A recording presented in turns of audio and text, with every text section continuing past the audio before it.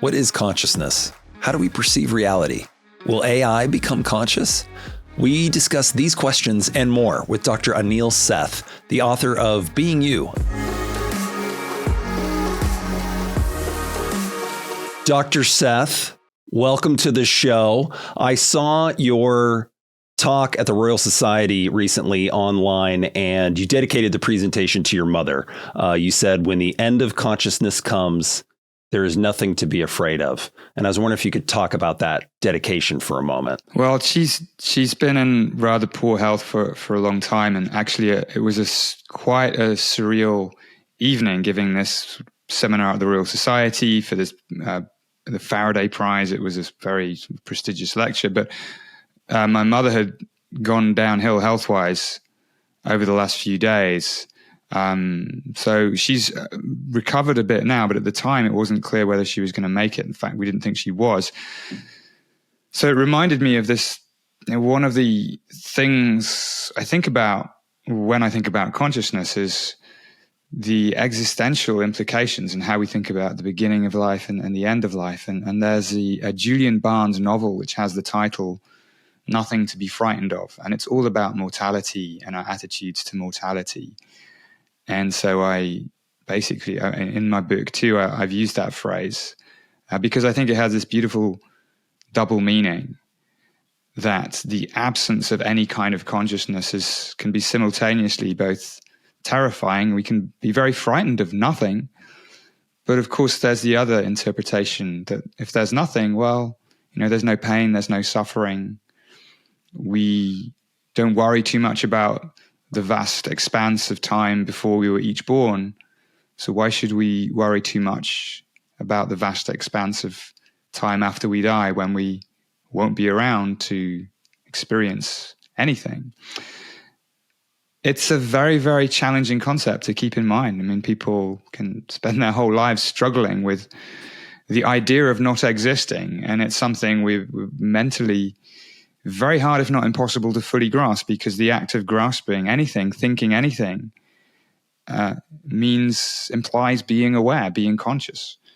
And the closest I think most people come to is something like general anesthesia, where we are totally gone. We're not just asleep. It's as close to the oblivion of death that I think for many of us we will ever encounter. And so, in your estimation, what is death? Well, I think we need a little bit of humility here. I can't be 100% sure what happens when we die. No one lives to tell the tale. But it seems likely, based on what we know about the brain and the brain's relationship to having any kind of experience, is that when the brain stops, we stop. Over history, the notion of death has changed quite a bit.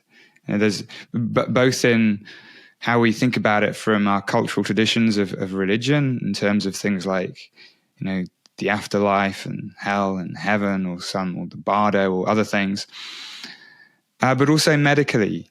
The point of death has changed from when somebody stops breathing to when their heart has stopped to now when their brain stops. I mean, that's clinically when death is established. But even that is now becoming a bit more of a gray area than it used to be. When exactly do we say that the brain has stopped to a point that it cannot be resuscitated? And advances in medicine are wonderful, but they tend to have this side effect of complicating these clear lines that we might otherwise have drawn. Well, let's start with the most basic question. What is consciousness? It is a basic question, but it's of course a very tricky question. I mean, it's one of those words that yes, I think we all used in different ways, and we certainly encountered it's being used in different ways. For some people, consciousness refers to something at the level of society. Do we have a collective consciousness and awareness of our impact on the rest of the planet as a human society? I'm not referring to that sense of consciousness, at least not in the work that I do in my lab and in my writing. Consciousness in this sense has a very relatively precise meaning. It is what goes away under general anesthesia, and as we've just discussed, at death too. That's the ultimate loss of consciousness. The philosopher Thomas Nagel puts it like this. He says, for a conscious organism, there is something it is like to be that organism. It feels like something to be me, or to be you, or to be many other different kinds of animal, probably. But for a table or a chair or a laptop computer, there's nothing it is like to be that for the thing itself. And they're just complicated objects. And I like this definition because it's very liberal in the sense of it avoids the tendencies or what we might tend to do is associate consciousness with other things like intelligence or language or explicit awareness of myself as an individual. Yeah, all of these things might be associated with human consciousness, but consciousness itself, I think, is much more basic. It's just any kind of experiencing at all, pain, pleasure, red, green, any of these things. Whenever there is experience, there is consciousness. Now, you talk about the brain as a prediction machine and that reality is a controlled hallucination that stems from this prediction machine. Can you tell us what you mean by that? Two things. There are two separate claims there in a sense. This first idea of the brain as a prediction machine is a hypothesis about a fundamental principle of operation of the brain in the body that I think is very useful for understanding how we work and how consciousness manifests in ours and in other systems too. We'll explain a bit more about that in a second. The other thing you said, though, that reality is a controlled hallucination, is not quite what I say. And the distinction is important. I think reality exists. It's real. Reality is real. It doesn't depend on our minds. However, the way in which we experience reality, that is a kind of construction. That is what I think of as a controlled hallucination. So, we never see things or hear things as they really are. The way in which we encounter objective reality is always a kind of construction that is very tightly geared to objective reality. Evolution has made very sure of that. So there's no sort of slipping into nihilism or relativism or any of these things, or idealism when we say that reality doesn't exist. Now, the way I understand all this is through this concept of the brain as a prediction machine. And this can mean prediction of the present, not necessarily prediction of the future. And the way to understand it, I think, is to imagine being a brain. Imagine you are your brain. You're trapped inside the skull, trying to figure out what's going on out there in the world. And from the brain's perspective, all it's got access to are these electrical signals, maybe a few chemicals swishing about, things that are just very indirectly related to how things are. They didn't come with labels on these electrical signals, all these chemicals. So from the perspective of the brain, figuring out what's going on has to be a process of inference, of best guessing, of the brain figuring out what is the most likely state of the world and the body, given this barrage of unlabeled, ambiguous signals, and the brain's prior expectations or beliefs or models about the way the world and the body is. And so the claim here is that the brain is always making predictions about what's out there in the world or in here in the body, and using sensory signals to update these predictions. So when we experience something, when we perceive something, it's not really a readout of the sensory input, though that's what that's the impression you get on reading textbooks in neuroscience. And maybe that's how things seem to us. It seems as though the world just pours itself into our minds. But actually, it's the other way around. The brain is always making these predictions in an inside-out or top-down direction that are constantly being refined and calibrated by sensory signals. And my claim is what we experience, well, that's the top-down predictions. We actively construct the worlds that we experience. We don't just passively register them. Perception, then, the brain's interpretation of reality as it exists, that perception is the bridge between reality and then the way we experience it. Would that be accurate? Yeah, I think it's a very good way of putting it. I mean, perception itself can be divorced a little bit from this bigger challenge of understanding consciousness. Perception can be thought of as how any system makes sense of sensory data to figure out some useful interpretation of it. So we can build artificial intelligence systems that could be said to perceive their worlds because they're not just directly reflecting sensory inputs, they're making some interpretation of it. And then consciousness is this yet further aspect that for humans, and I think probably not for machines, but for humans, sometimes this process is accompanied by a conscious experience. Now, our brains aren't just doing complicated information processing. When we open our eyes and look around, we have a visual experience of the world or the body.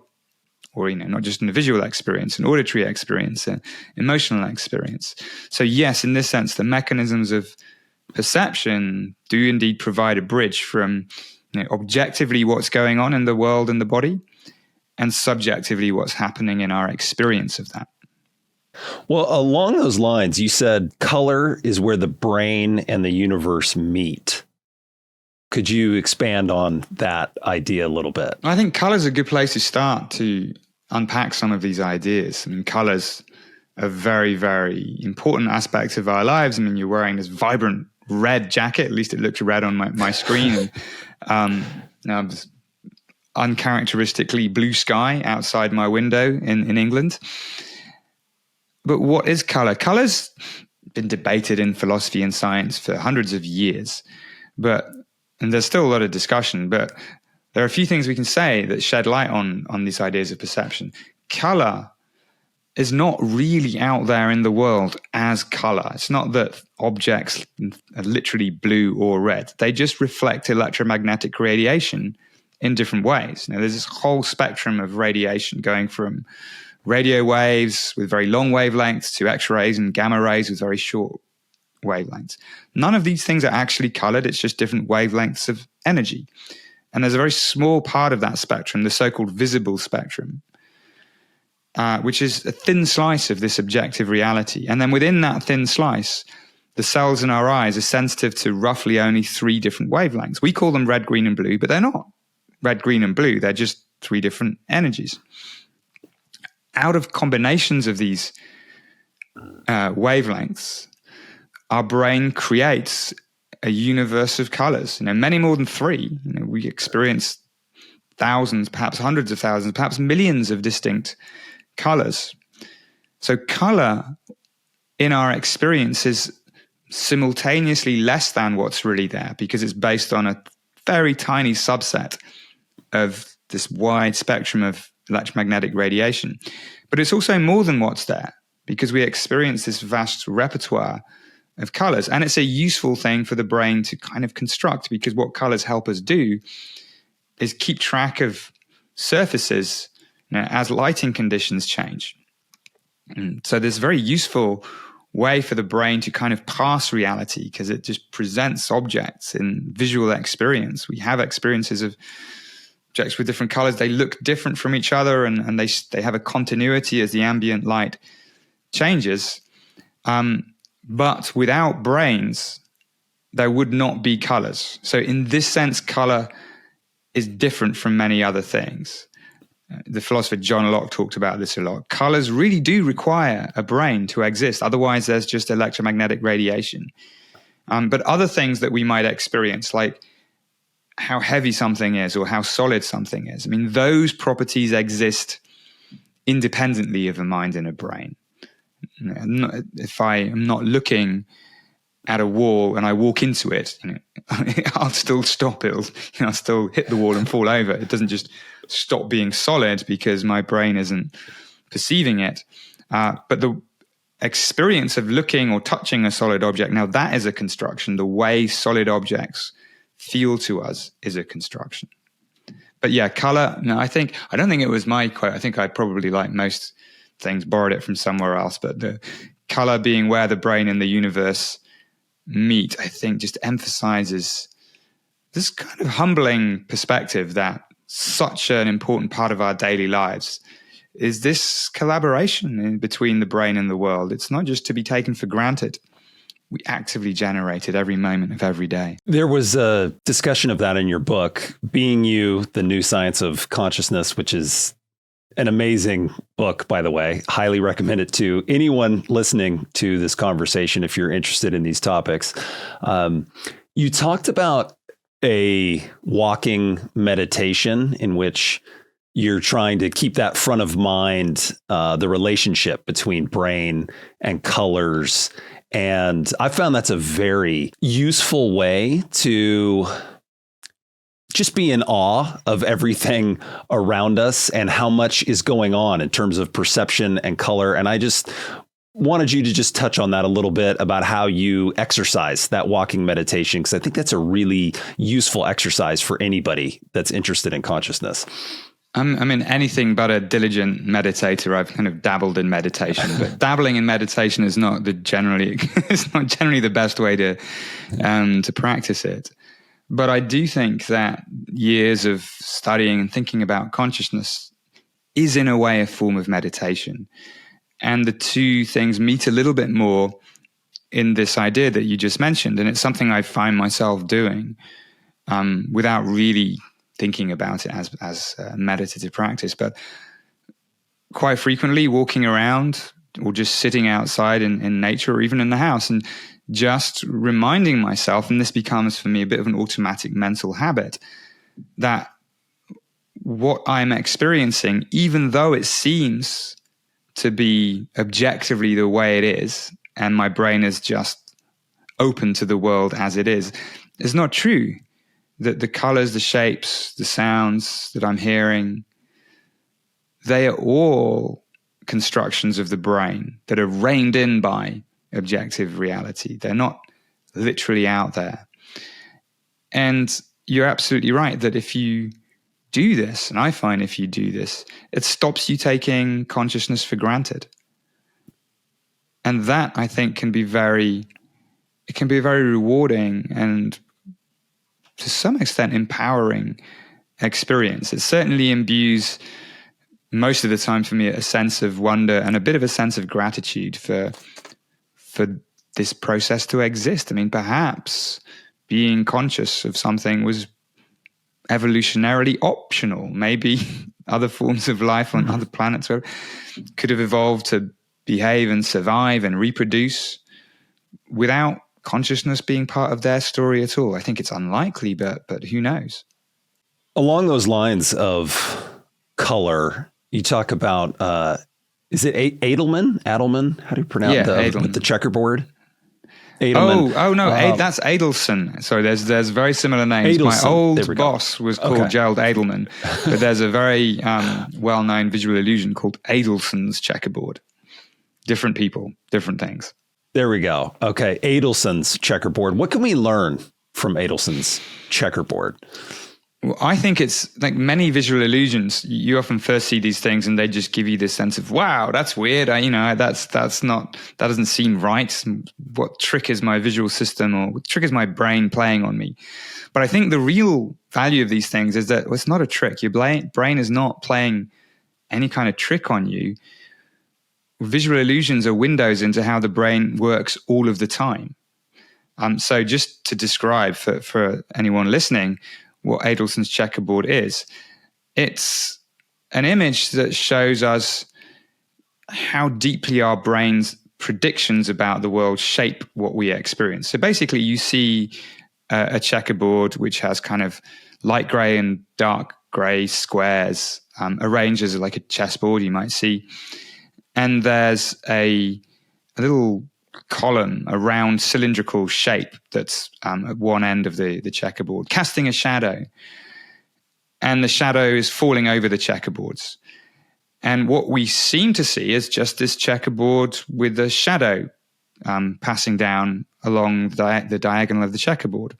But if we focus on the individual patches, then something strange is revealed, which is that two squares on the checkerboard, you can find two that look very different shades of gray. Like the one under shadow looks much darker than the one not under shadow. But if you take all that context away and all you're looking at are these two squares, they turn out to be exactly the same shade of gray, exactly the same. It doesn't matter how often you do this, it just works. It works as strongly as it did. I've seen this thousands of times. And so what's happening here, it's very surprising because these squares are so obviously the same shade and they look so obviously different when you've got the context. It's because context gives the brain an expectation about the scene and perception. What it's trying to do is not just reflect sensory signals directly, like, yes, this is, this patch of our visual field has this much value on the grayscale. It's trying to figure out what's going on. And the best explanation for what's going on is that there is a checkerboard, and in checkerboards, the colors alternate, but some of it's under shadow. So that's what we experience. We don't experience the context-free properties of light. Then the key realization is, well, this isn't just a weird quirk happening here. This is happening all the time. All of our experiences, whether we realize that they're constructions or not, they all are. It just becomes obvious in certain situations. Yeah, I think it's an interesting idea that all of our experiences influence this prediction machine well beyond vision. The brain is making predictions about everything in our conscious experience all the time. And that is going to influence everyone else differently in terms of their prediction machine, so to speak, is wired specifically to them a little bit differently, which is going to change how they perceive a conversation, how they perceive words and ideas. And it seems useful in terms of a way to create a little more empathy and understanding, especially when disagreeing with other people. No, I think I very much agree. There are three ways to think about this idea of prediction machines, very, very briefly worth distinguishing. I mean, one is very mechanistic. It's a claim about what the neural circuitry in our brains are actually doing, actually throwing these predictions and updating them in a particular way. That still stands as a hypothesis, right? I mean, one of the things I'm trying to do in my lab and many other labs too is trying to nail down these details and figure out exactly what's going on. Is it really true that the brain is doing this? I think there's a lot of evidence for it, but it's still, it's still a hypothesis. The second thing, which becomes much clearer, is that whatever's going on under the hood, there is this deep effect of the brain's expectations about what we experience. The Adelson's checkerboard, many other examples. It's very, very clear that what we experience is not a direct reflection of what's there. Expectations, context, and so on deeply shape it. However, it's actually working under the hood.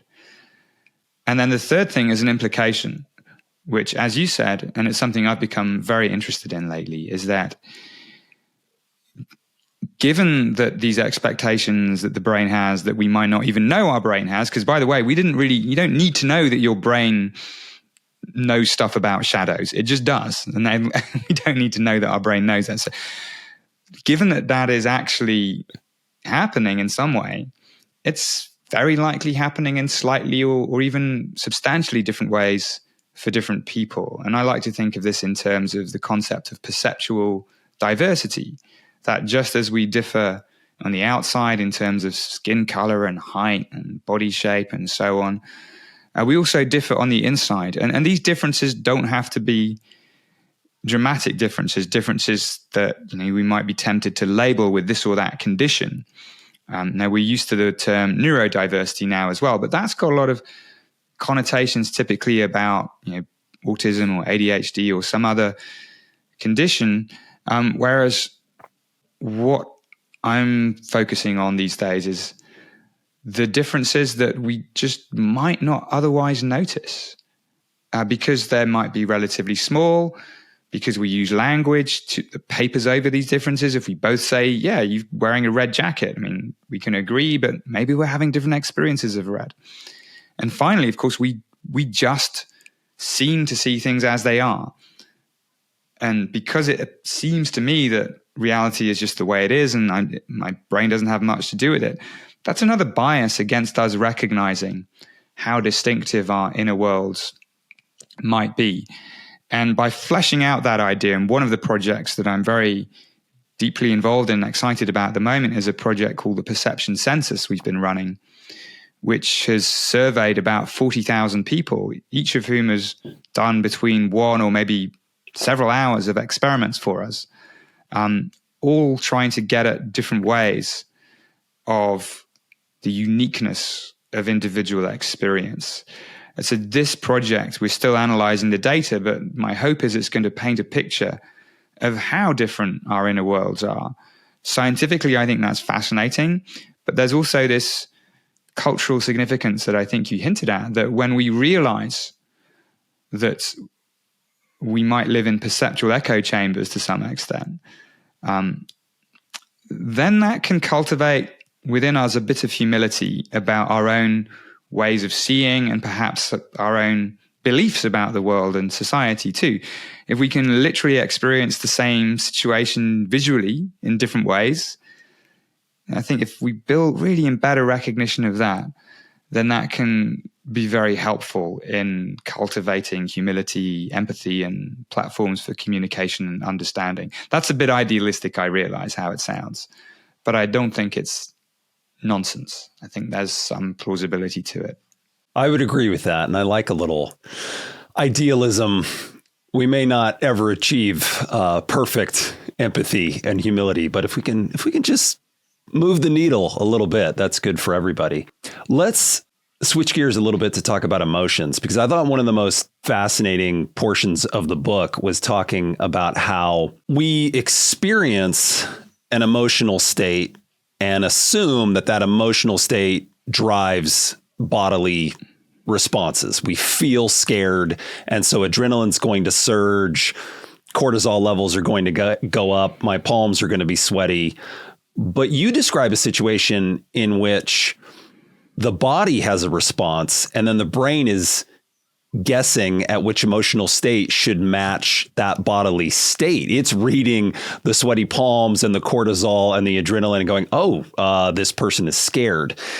Can you talk about that in a little more detail? Yeah, I'd love to. I mean, it's an old idea again. I mean, a lot of these ideas about the brain as a prediction machine actually go way back. It's just that they're getting themselves on a much more solid footing with the tools of modern neuroscience and psychology. William James, who is one of the founders of psychology, along with a German psychologist called Karl Lange, independently, they proposed this basic idea that we don't cry because we're afraid because we cry. The arrow of causality is reversed. So it seems to us that we might be in a situation, let's say we encounter, someone's running at us with a knife, and we see the situation. The visual experience of that situation causes us to feel fear, and the experience of fear sets in train all these bodily responses, cortisol, adrenaline, so that we can either fight or flee. Again, this might be how things seem, but the proposal from James and Lange is that it's the kind of the other way around, so that our brains register the threat. That automatically triggers the body to move towards this state of higher physiological arousal, cortisol, adrenaline, the rest of it. And it's the brain perceiving the body being in that state in the context of this person with a knife rapidly approaching, would infers what's going on as fear is now the relevant experience to have. So the experience of fear doesn't cause the body to be in a particular state. It reflects the body being in that state in the context of the wider situation. And so thinking of things this way, it emphasizes a continuity, so that emotion is not really completely distinct from visual perception or other kinds of experience. We can think of it as really resulting from the same kind of process, where the brain is still making predictions, but now the predictions, instead of being about the causes of visual signals or auditory signals, the brain's predictions are now about sensory information coming from the interior of the body in the context of the world, sensory signals from the rest of the world. So I like this way of thinking because it's very parsimonious. It suggests there's one core process happening. The brain is making predictions, but depending on the target and function of those predictions, we have different kinds of experiences, an emotion or a visual experience, or perhaps an experience of our body as being an object in the world, or an experience of an action as being freely willed. But they're all kinds of constructions. And I think recognizing emotions in this way can also be quite liberating and quite freeing, because it can stop us falling into the trap of reifying our emotions. And if we feel anxious or angry or whatever it might be, if it's an aversive emotion, it opens a little bit of space where we can recognize that emotion is not a direct reflection of reality as it is, but it's a construction, and it may partly depend on the context. And it's a state of what we're perceiving mainly as a state of the body. It doesn't mean the emotion isn't appropriate, and it certainly doesn't mean the emotions go away. But it's very analogous to, say, how we were talking about color. When we understand more about color, it's not that we stop perceiving colors. No, I still experience colors all over the place. But there's another perspective on them now, which is enriching. It's sort of color is a collaboration between my brain, body, and the world. And the same goes for emotion. I think it opens that space where we have a little more flexibility in how we respond to that emotion. And that will also change how the emotion feels. There are sort of emotional equivalents of this Adelson's checkerboard. The same rush of adrenaline or cortisol can give rise to different emotional experiences depending on the context, depending on what the brain thinks is responsible for the surge of cortisol and emotion. Is it a scary situation, or is it an exciting situation? Depending on the context, we'll have different experiences, but the body is in the same state or a very similar state. Yeah, it made me think of numerous things. One, that athletes, high-performing athletes, a lot of the time in a situation that makes them feel nervous when there's a lot of pressure, they talk about a version of reframing that nervousness as excitement, because they know that will enhance performance. And physiologically, those two states are very similar. And so as long as they're aware of it, they're able to reframe that differently. It also made me think about dating, and how you have these common tropes of a date to a scary movie, or a date to an amusement park where you go on a roller coaster together. And you talk about in the book how being frightened is an aroused state and can often be tied into sexual attraction. And I found that really interesting. So if you wanted to just give us a few more details on that idea. Yeah, I think I honestly, I don't know how much hard evidence there is for that. It's a little bit of a hard experiment to do, but there were some experiments back in the 1970s that tried to do exactly something like this, when ethical guidelines on experiments were perhaps, definitely more lax than they are now. And there's a famous experiment done in Canada by Dutton and Aaron, were the two psychologists, and they had students walk over either a very rickety bridge high above a gorge with a raging torrent and a rocky floor, very scary, or over a bridge which was fairly boring, very sturdy, very low over the water. So a high arousal versus a low arousal inducer. And then at the end of the bridge, they would get grilled by an attractive female with a clipboard. The students were all male, and I guess this was the time where it was kind of an assumption of general heterosexuality, whatever. And the quirk in the experiment was so the girl with a questionnaire would ask various questions, but at the end of it would say, and if you've got any further questions, here's my number. And she was, of course, a stooge for the whole experiment.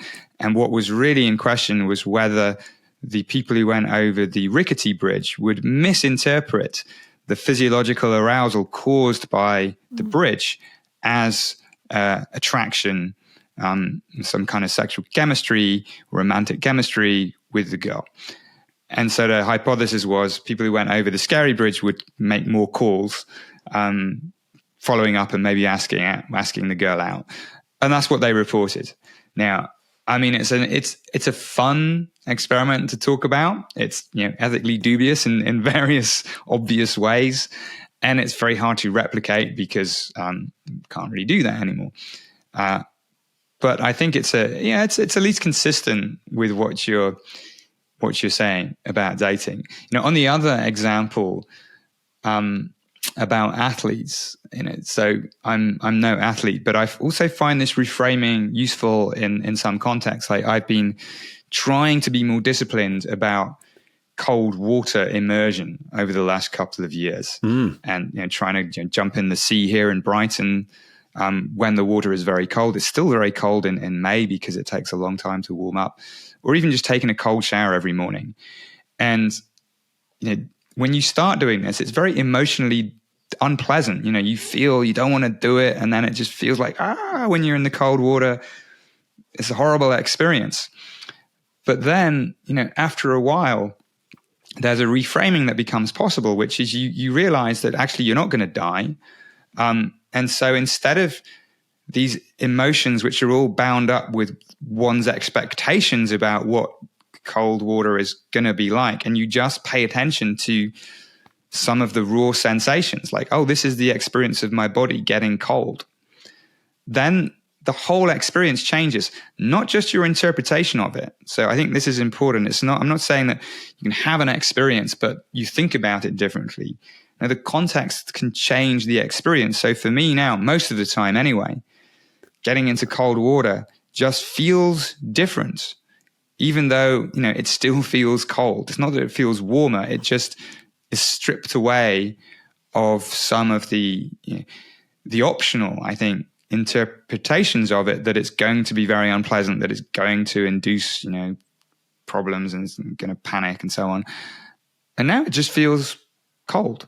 And that's fine, or fine-ish. Sometimes it just still feels pretty unpleasant, but it's much less so than it was.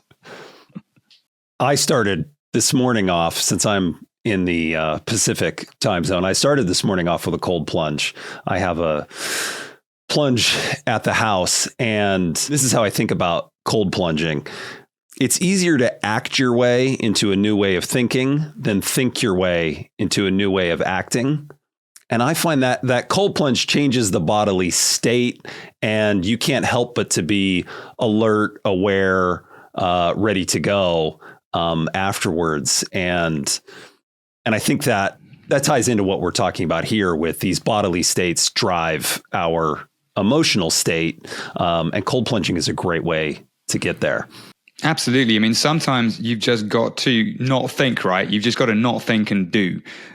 So, that's the strategy for things like this. If you think about it too much in advance, your motivation for doing it just seems to get less. And if you just automate it, it's like, no, I'm just going to do this and give myself no choice. I mean, I think that's the way that you can then begin to bed in that habit. You can change a habit, and then it becomes like, oh, now it's beginning to feel different. So it becomes easier to do. And you can think about it and think, okay, now I'm going to do it. But the first few times, you have to turn off the chatter, if you like, and just say, no, I'm going to not think about it. I'm just going to not give myself any agency or free will, and just go ahead. And there's actually an aspect of the predictive brain that plays into this. Another way that the brain can sort of do this dance between prediction, perceptual top-down predictions, and bottom-up sensory signals is, one way we've been talking about is the brain basically updates its predictions.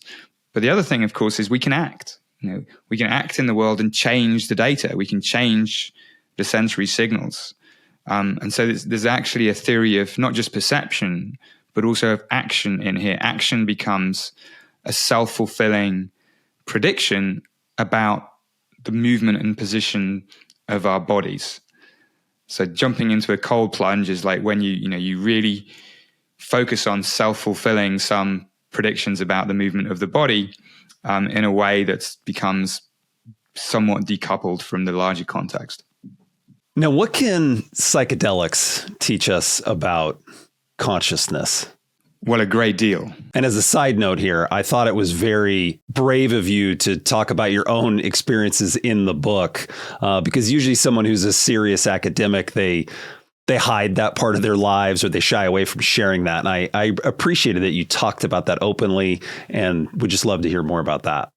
Well, that's funny you put it like that, because I was remembering a conversation between a philosopher who I respect greatly, a guy called Thomas Metzinger, who's a philosopher of mind. And I think he was talking to Sam Harris, who asked him something similar. And his response was, there are serious consciousness scientists and there are non-serious consciousness scientists. And he sort of left it at that. but I think that for me, it sort of felt that I was learning a lot about psychedelics from the third person, but it was important to kind of register that knowledge with the first person experience itself. But what can we learn? Well, on one level, an awful lot. I mean, one of the amazing things about psychedelics from a perspective of a consciousness researcher is that you have this relatively small change, small intervention. You give a particular pharmacological compound. We know roughly where it binds to in the brain. It's where it ends up, the parts of the brain where there are more receptors. And then there is this massive change in conscious experience. So experimentally, it's a very interesting intervention. And it reveals, in a sense, how constructed our experiences are, because many things can change in psychedelics. In different psychedelics, of course, have different effects.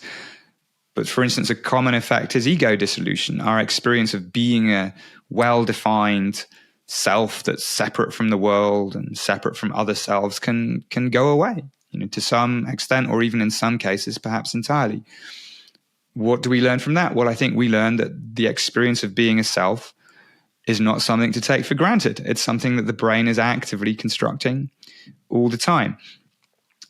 So psychedelics for me reveal what is, this surprising range of experiences that we can have. And for me, reveals how essential and how deeply our brain is implicated in constructing all of the experiences we have. Now, there are other ways that people interpret psychedelic experiences, which I find less useful to think about, which is that the content of a psychedelic experience, instead of revealing the range and possibility and what we should not take for granted, as revealing core insights into the way reality really is. And that's different. So if you take a psychedelic experience literally as sort of throwing off our filters and saying that this is real, this is more real than everyday experience, then I think you got it the wrong way around. For me, it's shedding light on how much is constructed. It's not giving us a sort of unique, unfiltered access to reality as it really is. Another example I think helps clarify this, that people can often report out-of-body experiences. They see themselves from somewhere that's out external to their body, or perhaps floating off in the air or in space. What should we learn from that? I mean, this might be from psychedelics. It might be from other situations too. People can have these experiences in operating theaters, or just with brain stimulation, or many other reasons. Well, one interpretation is that your consciousness has in fact left your body and gone flying around. That would be to take the experience literally. And that's really probably not true. They're very hard to explain that. And of course, how would you see anything without eyes? It just doesn't make sense in many different ways. But if you take the experience of an out-of-body experience, not literally, but seriously, what it's telling us, I think, is that the very experience of a first-person perspective is not to be taken for granted. The brain is always constructing it, and sometimes, under some situations, it constructs it in a very strange way, where the brain is saying, no, experience is coming from a perspective which is not in the body.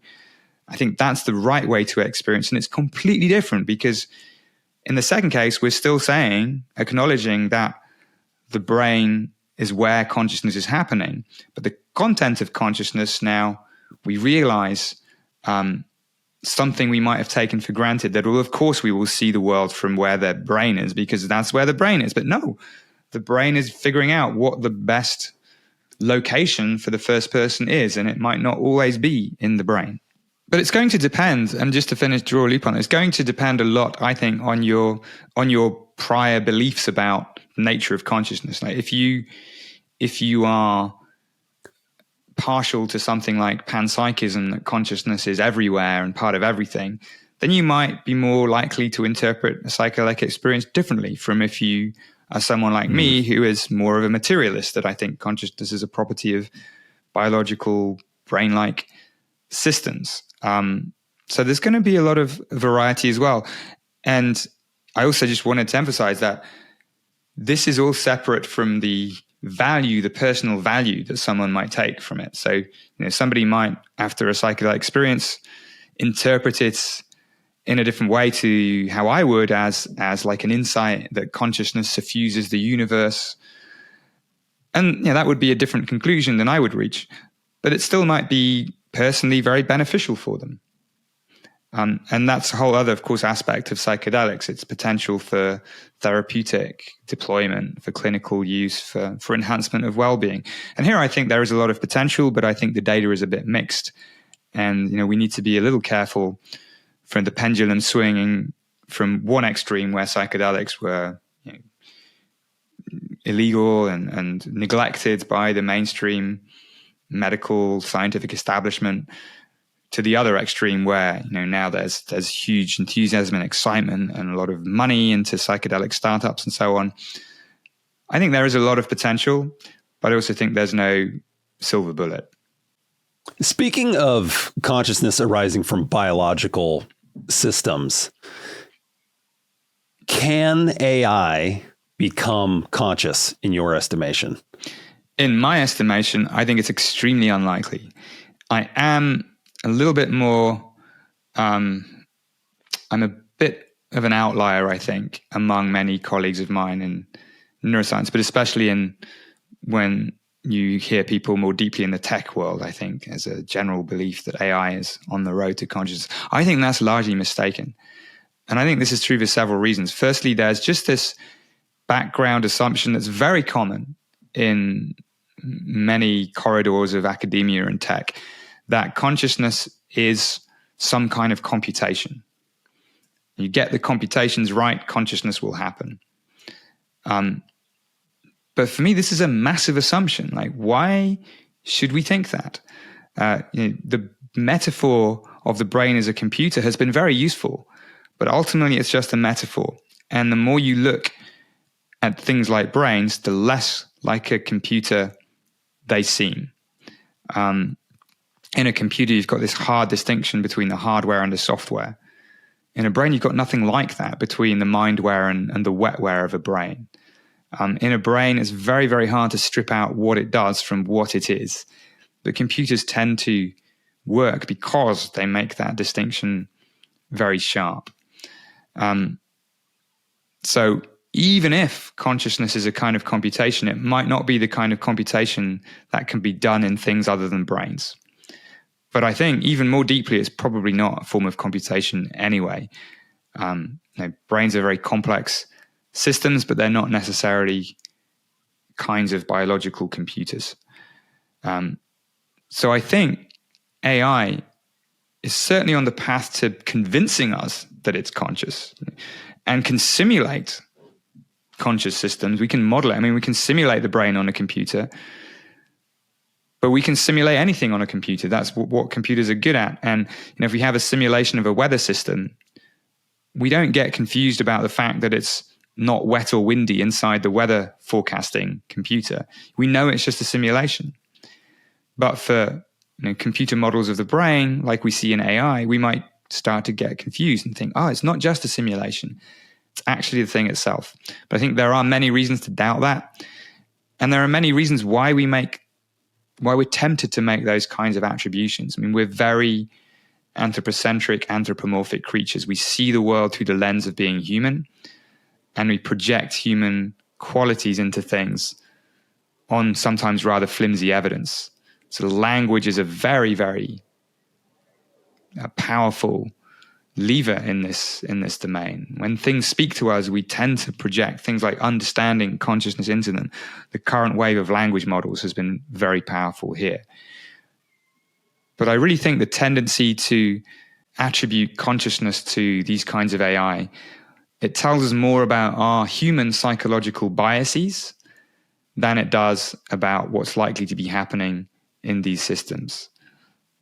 So, I see a lot of obstacles to AI being conscious, but I see large challenges for us anyway when we're surrounded by systems that give us the impenetrable impression of being conscious, even though we might, at some level, think that they aren't.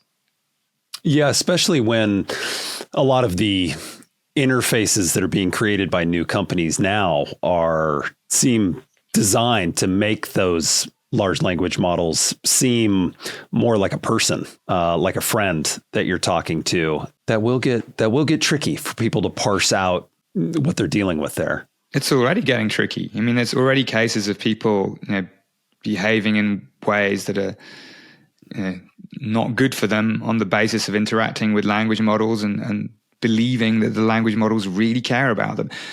And there are questions here for the people developing these kinds of things. There's this sort of assumption that AI, especially among the more evangelistic segments of AI and tech, that the goal is to develop systems that are human-like. But it's not clear that that's what we should want.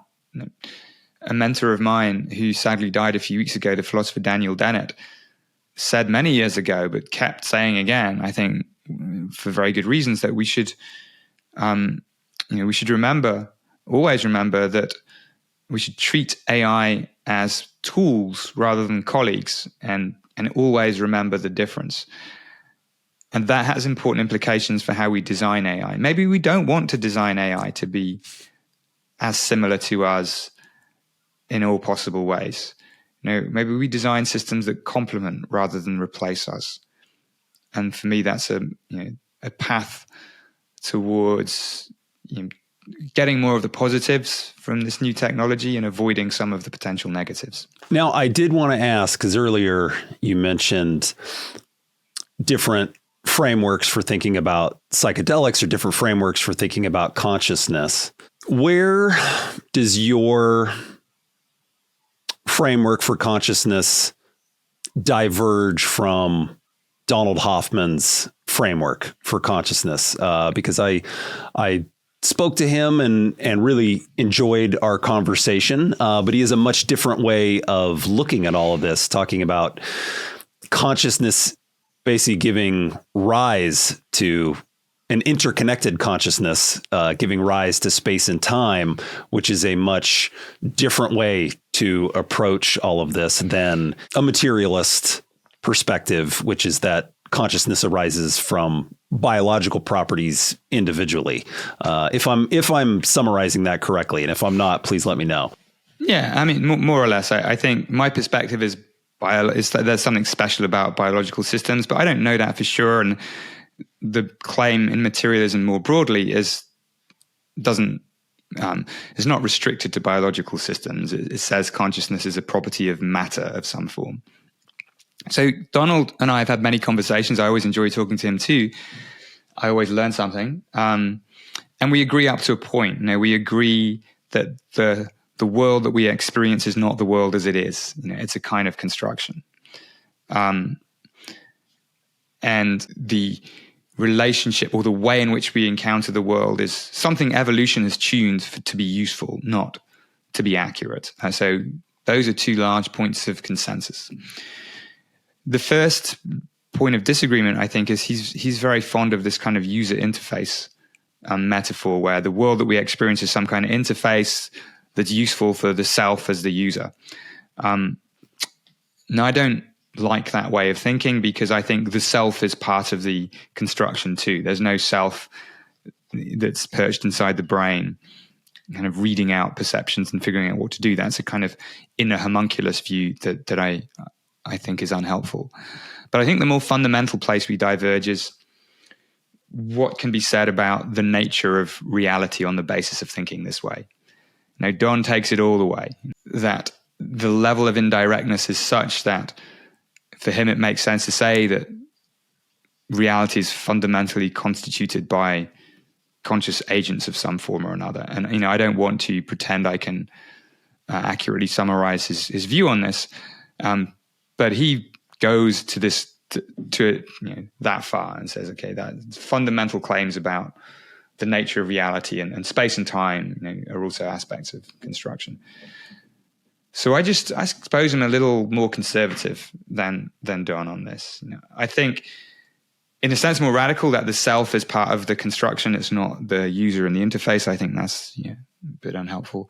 But I don't see any license in thinking this way that means we can say anything about the ultimate nature of reality.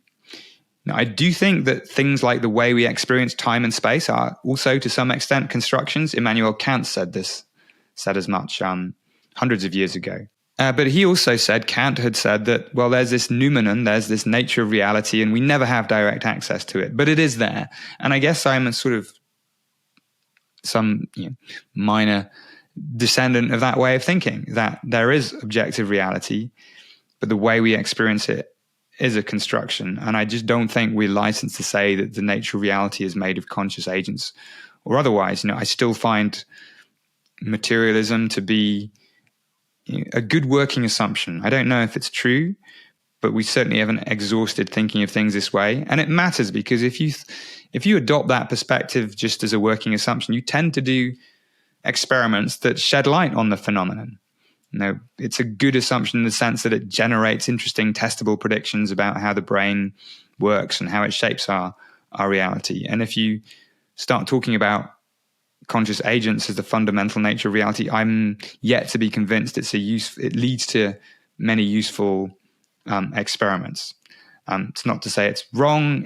I think it detaches itself from the power of the scientific method. Has always relied on this balance of thinking creatively and being skeptical about the story that's told about things, but also remaining in this kind of space of adjacency, the adjacent possible, where you iterate and you test something, you come up with new ideas, you test something else, but you still want to be more or less in the domains of testability. Maybe not for everything, but at least for some things. So we end up differing, I think, a lot about our claims about reality, but in practice, in how we understand the brain as a prediction machine, perhaps not so much. Yeah, I think there is a lot of overlap between your thinking on this with his. And I, for one, am glad both of you are doing the work you're doing because I think it's provocative and interesting and coming at it from two different perspectives. And anyone that is interested in consciousness and what it's like to really think and examine what it's like to be a conscious agent would benefit from studying your work and his and going from there. There is an overlap with me and Don, but there are also many other theories of consciousness that are very different, in other ways too. They might be more similar to my way of thinking in the sense that they share a basic materialist foundation, but then they'll differ greatly in what they think the mechanisms of consciousness are. There's this global workspace idea championed by Bernie Bars and Standlea. Consciousness is to do with global broadcast of information in the brain. There's the really challenging integrated information theory of consciousness, which is probably the most ambitious theory out there. And it has implications that consciousness is much more widespread than we might think, but it takes a very different perspective again, and many others too. And I think this is an exciting time in the field because we have a number of theories now that explain different things, that make different assumptions, but there's an effort to try and compare them, to try and test them against each other. And I've seen over the last 10 or 20 years these things develop substantially, and I think the next period of time is going to be really exciting because these theories and the experimental methods we have now are getting to the point where we can meaningfully compare contrasting ideas about the nature of consciousness. And of course, that's where science really takes off when you can start comparing and disambiguating different theories. Well, and as that process moves forward, do you think slowly but surely this great mystery in science of where consciousness arises, do you think that is solvable? I think it's dissolvable. I think what's most likely to happen is that as progress is made, then there won't be one day where we wake up to the news that scientists have solved the problem of consciousness, and here it is. And partly because we don't even know what a solution would look like. I think much more likely is something that happened previously with our understanding of life. Wasn't that one day somebody discovered the secret of life? I mean, you could argue that Watson and Crick discovered and Rosalind Franklin discovered the structure of DNA, but that's not solving the problem of life. The problem of life had been largely solved before then, that we collectively realized that it wasn't a single magic thing, that it was many different processes that particular systems, living systems, tend to do. And our nature of the problem changed just as much as our grasps on the solutions to the problems of life. And so I think consciousness is likely to follow that trajectory rather than the eureka kind of trajectory. That as we understand more, we won't solve the problem as it seems to us now, but the nature of the questions we ask will change. And so the problem of consciousness will gradually seem less of a problem than it does. And this is already happening. And this is what does keep me going. If I was relying on there to be a single eureka solution, and a race to find it, I think that would be, for me anyway, a bit demotivating. What I enjoy about the field is that even without fully solving the problem, what we're discovering is both interesting and useful. And we've talked about this when we talked about perception. It's really useful in society to know about these things. But the nature of the problem is also changing. I think about consciousness in a different way now than I did 10 years, 20 years ago. And so that is an optimistic take. But, we need to be a bit optimistic, otherwise we wouldn't do anything. But I also think it's reasonably likely. And there is a world where, we have a much more satisfying understanding of consciousness, even if at the end of the day, there's still a little bit of mystery that remains. Dr. Seth, if anybody wants to learn more about your work, there's the book, of course, Being You, A New Science of Consciousness. Where else can they go to learn more about what you're doing? Oh, thank you for mentioning the book. That's definitely the place to start. Then that's a couple of years old now, but it's still very current. But for the latest stuff, I have a website, anilseth.com. So that's reasonably up to date. So you can find out more about research in my group, and podcasts like these will be posted there. And I'm still, for my sins, somewhat on Twitter or X, where you can follow me on Anil K. Seth, so with a K in the middle for my middle name. Anil Seth was already taken.